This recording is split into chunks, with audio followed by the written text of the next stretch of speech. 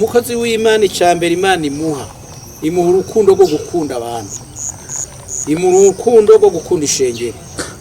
Naho yoba umuntu agaba kuko n'intama iguha n'ubwenge bwo kugira ngo iyo ntama wiyegereze ihave nayo nyene imenye iyo nzira ija mu ijuru. Intumbero yacu rero no kuvuga yewe no kwifuriza abakozi b'Imana no gukizwa.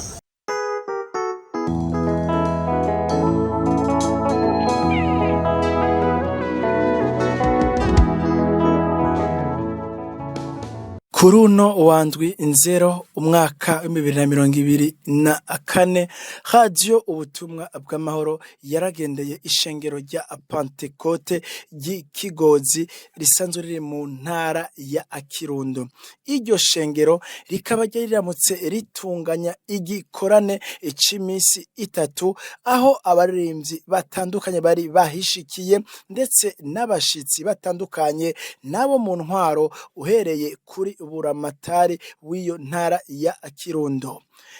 Nayo inyuma y'ibikorwa vyo kuri uyu uw'Imana, umwungere wa mbere w'ishengero rya Pentecote ryo ngaho nyene Ikigozi mu ntara ya Kirundo akaba yaraganiriye radio ubutumwa bw'amahoro ibitari bike bijanye n'iyo nteguro bari bafise yico n'abandi. Yewe nitwa Gatare Wilson, ndaba umwungere w'ishengero ya Pentecote yo ngaho mu Kirundo. Yewe nakijijwe mu 72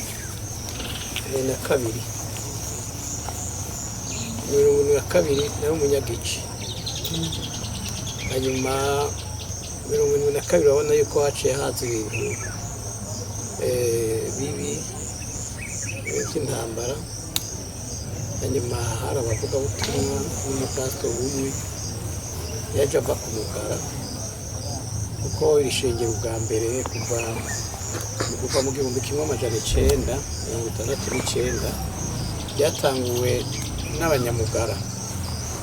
Mu 72 rero jewe nari maze kwihana ndi umunyagice agomba kubatizwa.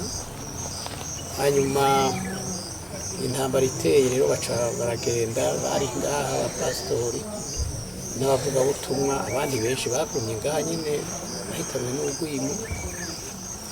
Hanyuma rero mu 73 niho haciye haza ishengero ry'Ikiremba. Ishengero ry'Ikiremba risanga rero ngaha nta muvuga butumwa ariho, abakristo baraguye. Ariko jewe ico gihe nari maze kwihana, naciye ngumya nihanye. Nagumye nihanye aha hose habari baratwugariye ritwasega, nta na hamwe hariho twadufise Rukuramigabo, twadufise Guceru, twadufise ahantu mu Kinyangurube n'ahandi ntabasenga. Mugabo hari harasigaye ahantu hitwirenga, naho nyene hasigarana n'abanyagice, hasigarana n'abanyagice. Hanyuma rero jewe ngaha nige nasuye ndwasigara jenyene, abandi bakisu bavuye banyoye inzoga, banyoye itabi, abandi b'imisore bacikije. Tugiye nari mfise umwana umwe w'imfura. Mugabo jewe naciye ngenda irenga, nciye ha mu Mwonga mu Rufunzo, ndumvise kwirenga akiriyeho basengera. Ndagenda nsanga aho umunyagice nyene nkanje, turaganira rero duca dusenga Imana, turasenga Imana. Hanyuma rero muri mirongo shitseyo sanga turaturi ibigirwamana, turihanisha abantu, mbere n'umwarimu twaramushizeho twishiriyeho. Nuko umuvuga butumwa ahindutse azi iwacu ava mu basa mwese. Hanyuma rero jewe kuko nasa nkubarusha kubona kure, ndabahanura nti none ko turimo turasenga ataco turimo turakora, none tuzomenya ko ishengero ryatuzaniye ubutumwa ririho cyane ritariho. Ndabantu bari gutanga uduhera duke duke twabyita imperezwa, twatanga 10, twatanga 5. Hanyuma rero turabigira, turatora umuntu w'umubitsi arayabika, amahera arahavaragwira. kandi murumva agiye ko nari umunyagice amagwiriye rero duca dutora abantu batatu umwarimu yitwa Rurugama n'uwundi yitwa Gateranya nuko n'undi yitwa Mariko Ncamubanza turabatuma rero tubahaye mahera tukigenda mujye ikibujumbura mutubarize yuko ishengero aho ryavuye rigihari baca rero baragenda gusaba resepasi bagiye rero barabaraba uwo mugabo umwe yitwa Gateranya kandi we yari umwarimu baramutinya kumuha resepasi baca bayiha abo babiri rero baraciye bagenda bashikira mwungere w'Ibujumbura yari Manase akongera akaba na representa baramwiganira ikiremba rero bagomba kuja kuvyura hariya Muyinga hanyuma rero baca baravugana bati mu Kirundo iyo hariho abana bamwe barayagura ca mugenda mubarabe baciye baza muri 2023 baca baza abantu bose bari baraguye bumvise ko baje bari mu Rugunga buga Ikigozi aho hirya no hino baca barashikanuka baca baza rero barababwira ijambo ry'Imana barihana hariho umupastori yitwa Nyambanda n'umwungere wa mbere baca rero baravugana bati none aba bantu tubacira urubanza rwo kubataramura hanyuma baravugana toya bariwe n'igikoko ahubwo ngo tubateguze dusige tubasangije baca barateguza barabasangiza aha rero ijambo ry'Imana ryaciye ribandanya uko yewe nari narumvise umuhamagaro wari mu kunyica unturira nuko hanyuma bashitse hari ahantu ngaho Rukuramigabo hasa nk'ahasivye no gucera umwungere yaje yari umuvugabutumwa akaba ari umudiyakoni ngaha nka mukuru aratubaza ati turajana ahantu acarambaza ati none wewe ntiwokwemera kuja kuvuga ubutumwa nta muhamagaro ufise ntoya ije nta muhamagaro ufise dutandukanye nagombye gupfa nca ndasubira inyuma rero ndagenda namubwira nti muhamagaro ndawufise baciye badutuma nuko nca ngira Rukuramigabo ubu hari ishengero rinini hari ububwiriza bwiza umuntu yitwa Daniel w'umupasitori Manyumo arongoye nabacaje hariya ku Ceru ndakoze imyaka mike naciye ndahava njya gukorera ahantu bita Inkoronko ni hariya hirya yo mu Kirundo ahantu hafi y'umusozi bita Rugero nashinge nuko hanyuma yamaze iminsi nayo nyene mike cyane umuhamagaro yo kujya yangu kukwera muri Busoni baca bandungika kukwera rero narahezagiriwe ndahakora ari mu ishyamba abantu barihana haravuye abapastori benshi bari bagize nkeka by'imisiyoni haravuye abavuga butumwa batari bake nja ndabandanya ndahakora ndaja muri Bwambarangwe ndava muri Bwambarangwe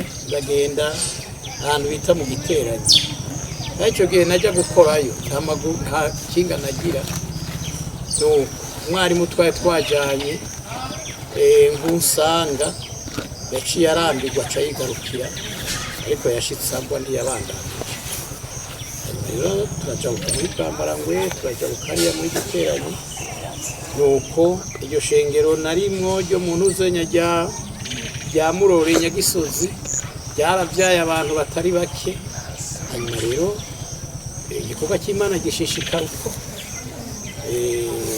pastori yitwa Nathanael Manwa araza rero niwe yaciye mu nyuma umurongozi wacu abumwungere hanyuma aritaba Imana mugabo igikorwa cy'Imana cyaragasaye ibyo rero niko twebwe twashishikaye mu gikorwa cy'Imana icyo gihe nari mfise umwana umwe ariko ugenda afise abuzukuruza n'ubu hariho umwuzukuru yabyaye umwuzukuruza bariho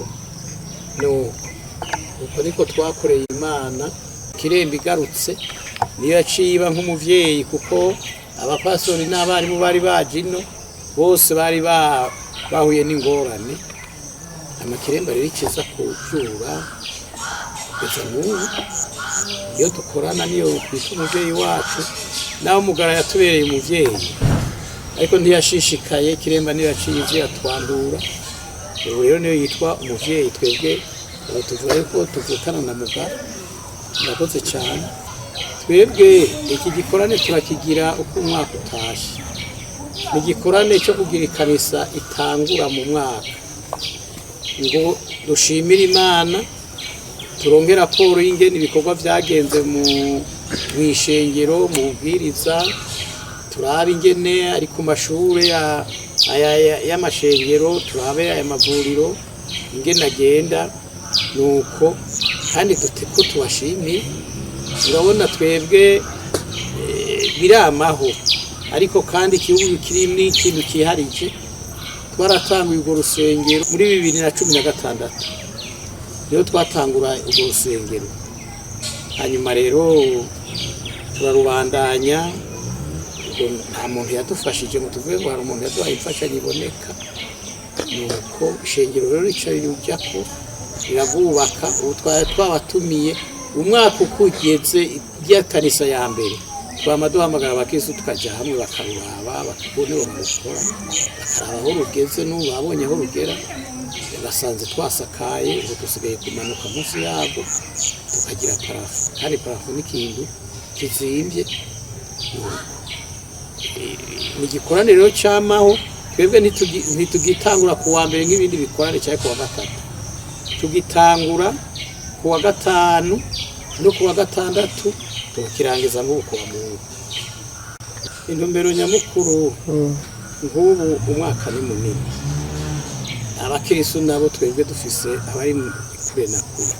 Twebwe dukorera muri iyi ntara ya Kirundo yose, tugakorera muri komine Ngozi yose, tugakorera muri komine Bwambarangwe yose, tugakorera muri komine iri mu ntara ya Gitega ariyo bita Iteranye, n'akandi gashami gatoya ko muri Butihinda, muri komine Butihinda mu ntara ya Muyinga.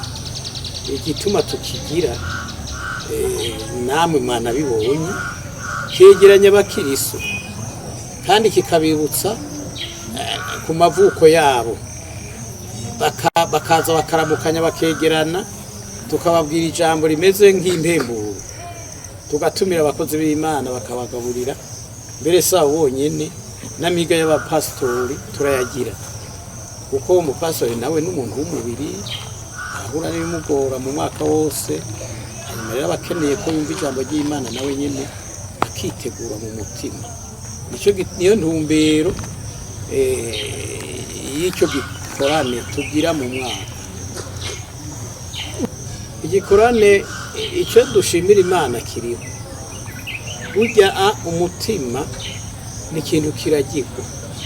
Na Salomo mu gice kiwe ca 4 n'umurongo wa 25 havuga ngo urinde umutima wawe kurusha kurinda ikintu cyose.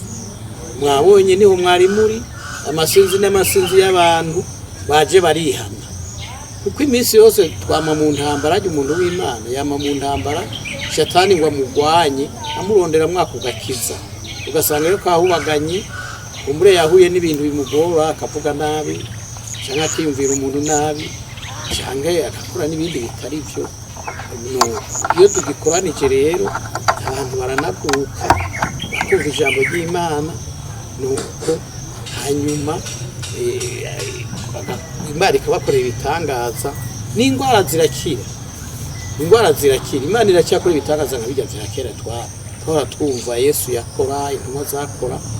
N'ubu ngaha turafise umupasitori aheruka gukira kanseri, abaganga bamutumye muhira tugenda upfe, kandi baramuhishuye. Turazi kanseri ndikunda kuvugwa, arabagomba kuturagiza ngo turagaruka, ariko ari kugira ngo hazagera igihe witaba Imana. Uwo mugozi w'Imana rero yama babwira ati naho ndashe jewe Imana izonkiza. Hanyuma baramubarira ati ego kusenga Imana ushobora gukira, ariko baratumye igihimba cy'inyama yiwe bagituma hanze, yari imaze kumumara, yari imaze kugera, yamufatiye mu ino rinini imaze kugera ngaha ku rutugu. Twebwe kuko twari nk'abantu bibanga biwe twaragenda tugiye kumuraba hagwa y'agapfuko gatwega tugasanga yarahetse mu byo umuntu abona ntitwumve yuko umengo azokira ariko Imana ubu yaramukijije iyo kanseri iramukiza neza no kuri abo baganga biwe yarasubiyeyo kubashingira imihati n'abakiza. Imana rero ikora ibitangaza byinshi, igikoraniye kije kiba kije guhembura abantu, kiba kije guhembura abantu. Umuntu umwaka ahura n'ibimubabaza umutima, arahura n'intambara zikamukomeretsa, nuko ariko iyo igikorane kije kandi abantu begeranye, Imana ikaza, ijambo ry'Imana rikaza, niho n'imbabazi ziboneka. Umwe turambabarira undi turambabarira.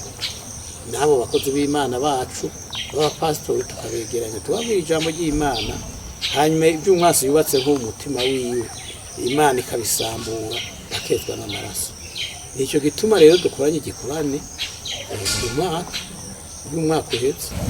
Yewe icyo no kwifuriza abakozi b'Imana, no bifuriza muri uyu mwaka wa 2024 yuko bakizwa bose, yuko birinda kugira ngo isi babona naho dukizwa turi mu isi ikwega abakristo igakwega n'abakozi b'Imana, tutibagiwe natwe abapasitori iradukwega. Twebwe twifuza yuko icyambere kinini kandi ari Imana ikunda ku mukozi w'Imana nuko twokizwa atabujyajya burimo, ko twebwe turazi ko dukorera Imana mugabo iherezo tuzotaha mw'ijuru. Bituma rero umuntu w'Imana icyo no bifuriza mpere ku bakozi b'Imana nanjye abapasitori n'abungeri ndabavuga twokizwa atari ubujyajya ko dukorera Imana, dukorera ijuru, tuzana abantu kuri Yesu, turabakozi b'Imana kugira ngo Yesu niyagaruka azoronka umugeni atahana mu ijuru. Icyo rero mu byifuzo no bifuriza cyo bicambere guhunga isi, kwizera bakaba abantu b'Imana. Ikindi kigira kabiri bakuzura ubushobozi bwa Mwene, kuko iyo umuntu akorera Imana ari mu mubiri, iyi si nyene turiho, ibibazo biba ku isi biradukwega, birakwega umuntu ugasanga yaguye, n'urwango ruraza, n'ishari riraza. Hanyuma rero umuntu akibagirwa yuko ari umukozi w'Imana arimo arabwira abantu kuja mu ijuru. Icyo rero no kibifuriza, bifuriza abakozi b'Imana bose, abapasitori, abavuga butumwe bava bakagera, nuko muri uyu mwaka wa 2024 ko bokizwa neza, kuko ibimenyetso tubona biratwereka ko Yesu ari hafi kugaruka. Kandi ikindi kigira kabiri, hari ikintu Yesu yatubariye kimeze nk'iragi. Yaratubwiye yuko dukwiye gukundana. Aravuga ngo nimwagira urukundo ngo niho abo mu isi bazomenya yuko murabigishwa banje. Icyo no kifuriza abakozi b'Imana, ngakifuriza ishengero ryose riva rikagera. Icyo kintu ni gikuru kinini. Umuntu abuze urukundo mu mutima, akabura urukundo, gukunda abandi, gukunda, kuko mbere umuhamagaro wacu niwo uhagaze. Umukozi w'Imana icyambere Imana imuha urukundo rwo gukunda abantu, imuha urukundo rwo gukunda ishengero. Nawe yoba umuntu agaba kuko n'intama iguha n'ubwenge bwo kugira ngo iyo ntama wiyegereze ihave nayo nyine imenye iyo nzira ijya mu ijuru. Intumbero yacu rero no kuvuga yewe no kwifuriza abakozi b'Imana no gukizwa bakuzura Mpwemu Yera. Ibitangaza Yesu yakora igihe yarakiri mu isi ntaho byagiye. Icyabitwaye nuko twebwe usanga ndimo ndakwiyumvira, hari aho umuntu yumvira ngo ujya niwanguta, kuko Petero Yesu mu byagoye Yesu kwigisha intumwa ziwe yaragowe n'icyo kintu. Yarabigishije kutiyumvamo ubukuru, kandi ubukuru ndibwobura kuko izo ngazi zitariho igikorwa cy'Imana nticoje imbere. Mugabo naho vyobaho umuntu w'umukozi w'Imana yobikora, mugabo akavuga ati none Imana yagiriye. hanyuma rero byaramugoye, arazana abana aragira gute, aravuga ko umukozi w'Imana ari umuntu akorera abandi. Twebwe rero mu byo dukora mu ruhande rwacu icyo twiyizi ko turi abakozi b'Imana kandi tugakorera abandi, nuko jewe rero nicyo nobifuriza bakizwe, buzure mpwemu yera, buzure ubuntu bw'Imana, buzure imbabazi z'Imana, babe mw'umuriro nk'umwe wari muri inde, muri Paulo na Sila. Ico mbere nicyo gishigikiye igikorwa cy'Imana. Umuntu yovuga atameze uko, yobavuga ari gusa, yomeze nk'uko Paulo yabivuze mu Bakorindo ngo bameze nk'umuringa uvuga ugasamba. Ariko umukozi w'Imana ameze uko neza, akatungana, agakizwa, abarimwo akanovera k'ijuru, kandi akanovera k'ijuru n'abandi bakakumva. Yewe nicyo nokwifuriza abakozi b'Imana, nkabyifuriza ishengero ryose, nkaryifuriza mwebwe mwese. Naho murabamenyesha amakuru ukamenya ati ndabimwa ndabikora mugabo iherezo nzojya mu ijuru. Umunsi umwe nari mfise ingorane, kuko mu gikorwa cy'Imana turaronka ingorane, numva zimbabaza, ndabarira Imana nti Mana none ryajuru navuga izi ngorane ze zirinteshe, ntama icyo gisabisho ndagisenga ku mugoroba no mw'ijoro, n'ijuru navuze nkaribwira abandi kandi bararigiyemo, bamwe n'abapasitora, abandi n'abavuga butumwa, abandi n'abadiyakoni benshi. None cyo hamwe ndorijamwo, sinoba mfuye, sinoba mpunze. Ngiye gufasha ahantu, ntari bwaje gufasha mu ikanisa, narimwe twagiye tujya kubashikiriza ububwiriza, amaduca turataha. Ngendera njya kubasomera ijambo ry'Imana no kuharara, amanjyamye, umupastori wawe haraje arambarira, arambwira ngo numva aradoze mu masaa 6. Ndiyumvira nti none washitse ku rugi rwanjye ku cyumba bampaye, uyu muntu arimo aradoda nimba. Hanyuma rero nawe kera numva bandanije ndamwitaba, numva umupastori wa hano, ndaza ndamwugururira. Hanyuma rero yarandemesheje umutima, ambwira ati Imana irantumye. Ndego ivyo bintu ntavyo yarazi, ati Imana irantumye ngo ijuru wifuza ngo Imana izobiguha. Yarabimbari mugabo kandi sibyo byotuma utagati mugiye uri mwisi abakiri mu rugamba, uraguhana kugeza nk'uko Paulo yavuze ko yagwanye intambara nziza, arangije urugendo rw'amahoro. Twebwe natwe ikiyumviro cy'umuntu nicyo niyumvira yuko twogwana tukazorangiza urugendo amahoro n'abandi bene data bose. Nicyo kinini, nicyo kikuru, mbere niyo nshimikira yuko umuntu w'Imana yuko umuntu w'Imana. Murakoze.